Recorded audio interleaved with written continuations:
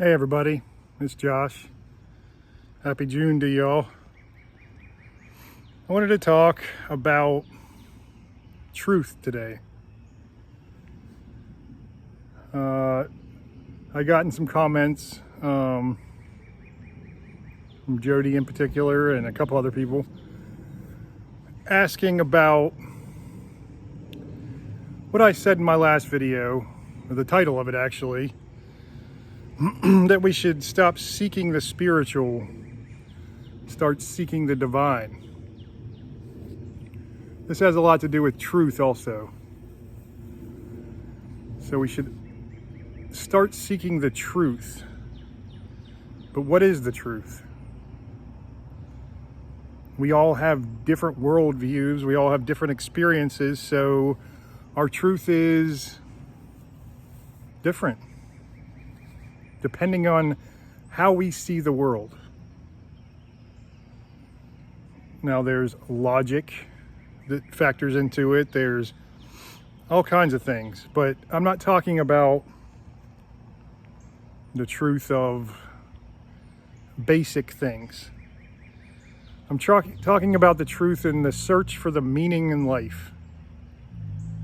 The deepest questions, the questions that we will not be able to ever get to the pure root of. At least we won't be able to get there and prove it to others. Now I can say all day, I tell atheists all the time on my channel, and they argue with me nonstop, that I was saved by God. But I went into the woods one day, I was a broken man, a broke man. I was an ignorant man, lacking wisdom. And I walked out. I was completely changed, completely transformed.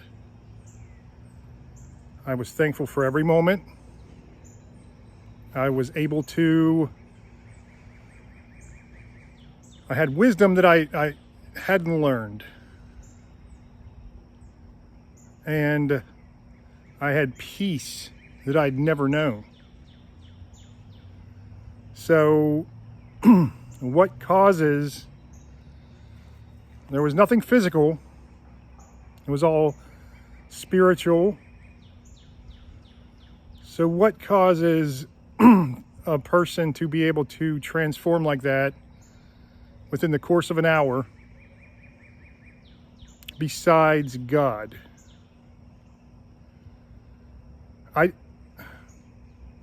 Now, there's no way for me to prove that to you. I proved it to my family because they saw the change that had happened to me, and I proved it to them through my actions and through the life I was leading before and after. So just like trying to prove there is or isn't a God, or prove the existence of anything that you cannot have physical proof for, you have circumstantial evidence. The circumstantial evidence piles up, and eventually, you can win court cases, you can win all kinds of stuff on circumstantial evidence if it is compelling enough. Now for me, it wasn't only the transformation, it was the timing, it was the actual message that God sent, the physical message. So this was about maybe a month and a half, 2 months before my mother-in-law died, and about 2 to 3 months after my mother had her stroke and was paralyzed on her left side.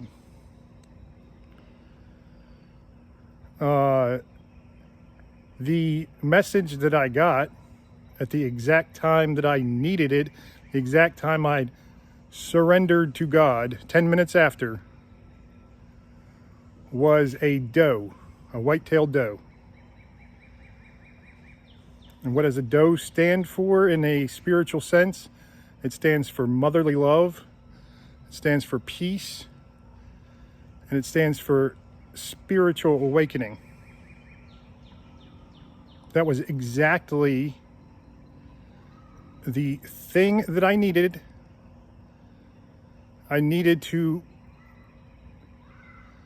have my heart filled with love, but be directed particularly to that motherly love because of my mother having her stroke and my mother-in-law passing soon after. So he was preparing me to hold my family together. He was healing me from the pain that I was going through, seeing my mother and my family struggle with what she was going through. It all was absolutely perfect. Other than Christ or God descending from heaven, which he has done. He's done before when really needed. But other than that, or some kind of supernatural event of some sort, which could have easily been dismissed by people, I was able to capture this on film, which you can see some of the film in the little video I put together, The Day God Saved Me. If I remember, I'll link it to the description there, but if you're looking for it and it's not there, please let me know and I will do that if you haven't seen it yet. But this is what I mean by the truth. So absolutely, if I tell someone this, that I was transformed by God in this particular way, in this perfect way, miraculous way, how can I prove that to someone? Because you can easily dismiss everything that happened that day.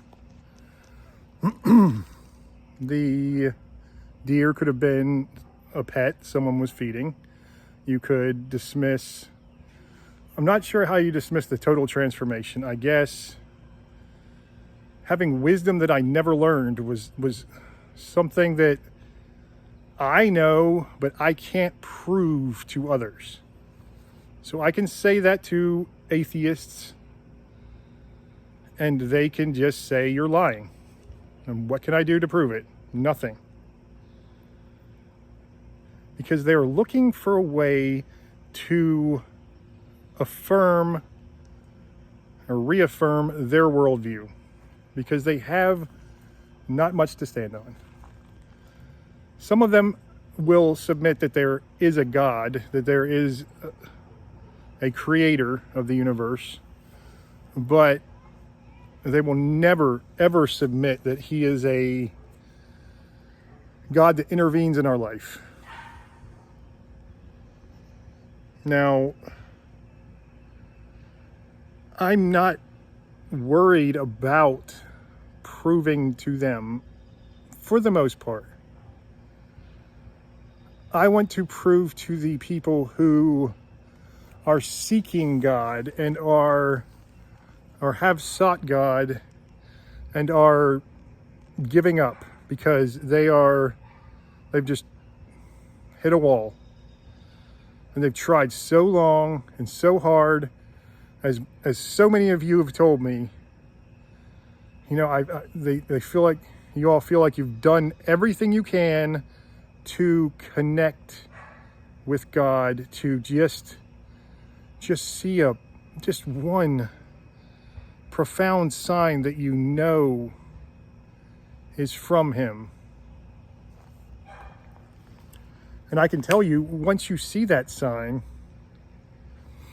and once I saw the sign at least, and many others that I've talked to, you'll have to forgive me if I'm my beard's all messed up, but It's been a crazy week, so I'm a little scruffy here.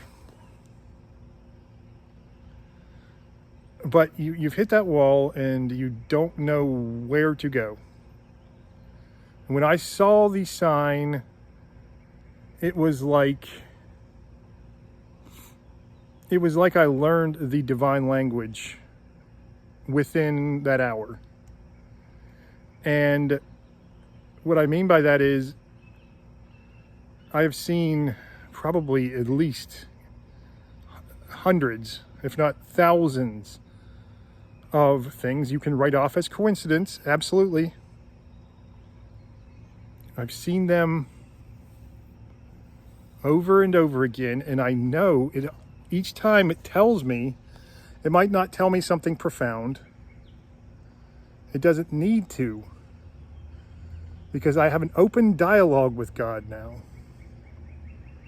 So it'd be like within the course of an hour learning an entire language. Now, I'm not saying I know I'm fluent in God's language. I'm fluent in the language that He speaks to me, but I always have so much more to learn. Now, you will always have so much more to learn. That is why we're here. If we didn't have any more to learn, we'd be going. It'd be our time. Or we'd be here for someone else's purpose or meaning. Sometimes that's how it goes with people. They refuse to accept God, accept their creator. They refuse to accept even anything spiritual. And the more they turn their back on God, the farther into hell they get. I have a friend who is I have several friends who, let's let the muffler man go. Several friends who are either hardcore atheists or just don't believe in Christianity. And if I mention anything spiritual at all to them, I don't hear from them again. In fact, one of my oldest friends, I mentioned to him, his mother asked me to reach out to him because he had gone through some really hard times. And I hadn't talked to him in years, because this was a friend I had when I was really, really young, like before I was 4 years old. But then my family kind of kept in touch through the years, and I saw him off and on, not very often, but he was just going through all kinds of just health stuff. And, I told him, I was like, I don't try to push my beliefs on anyone. I just told him, how I was suffering and how the whole thing changed me. And for some people, that is the last thing they want to hear. It's the last thing they want to hear because they've heard it by too many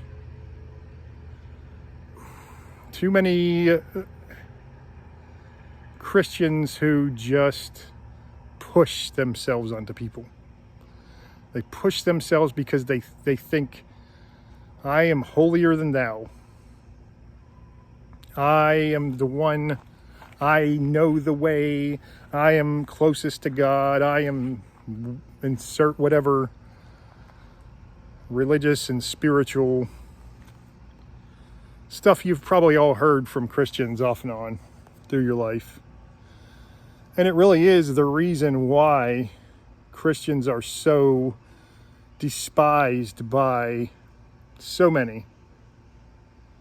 Even on here, I started this channel when I was still in the exploration of religions and spiritualities. I knew that Christ was my foundation, but I didn't know how much He would factor into my overall faith. I knew He would be a big part of it, and He would always be there, but I just didn't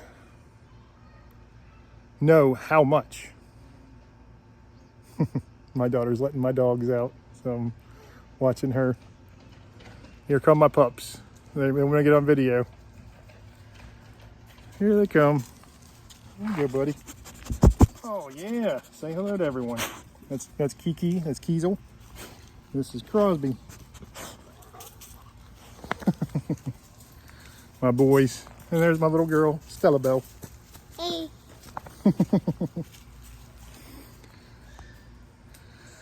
And so, I don't remember where I was because Stella's out here now, but I'll finish up here and I'll finish up later with another video. And say goodbye to everybody. Bye. Okay, we'll talk to you soon. God bless. Okay, I'm going to try to edit this into the other video. And I wanted to say that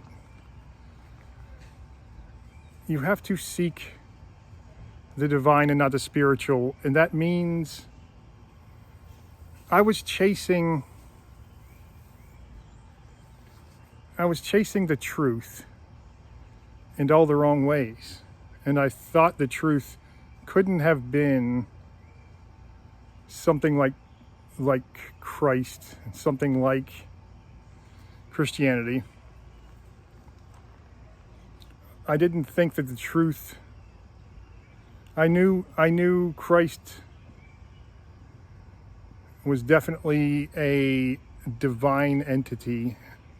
I didn't know the nature of him until he showed me.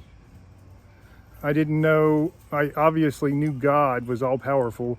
I didn't know he was an intervening God. But we do these things, I chased him, I said, through psychedelics, and I chased God through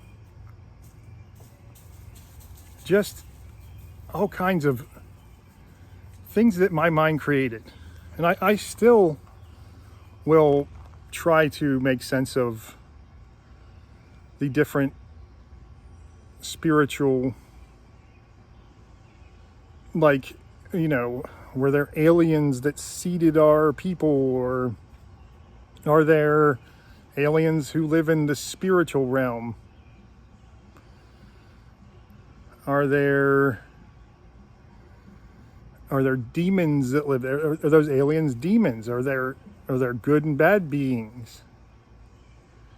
And I think I was getting closer to understanding the nature of the spiritual. But the truth is a slippery thing, especially in the spiritual. And the laws of nature, the laws of physics, they don't exist there. But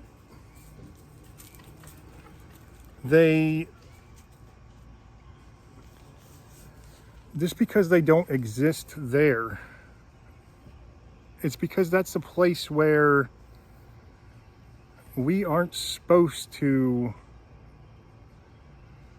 we're maybe supposed to interact with, and possibly our soul lives there, but we are here for the physical. We're here for the physical and knowing and understanding our meaning here. But we need to connect with God.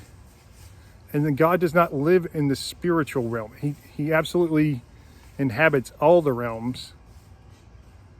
I believe Christ was the physical manifestation of God. I believe the Holy Spirit was the spiritual manifestation of God. And God the Father, the Creator, is the divine essence of God. The pure essence, the heart of God. Where it all started.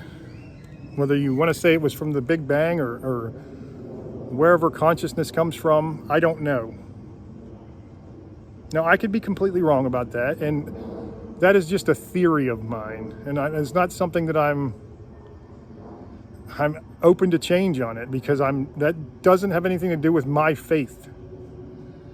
My faith comes from what I understand, what I've learned, and what I've experienced, and the transformation I've been through. So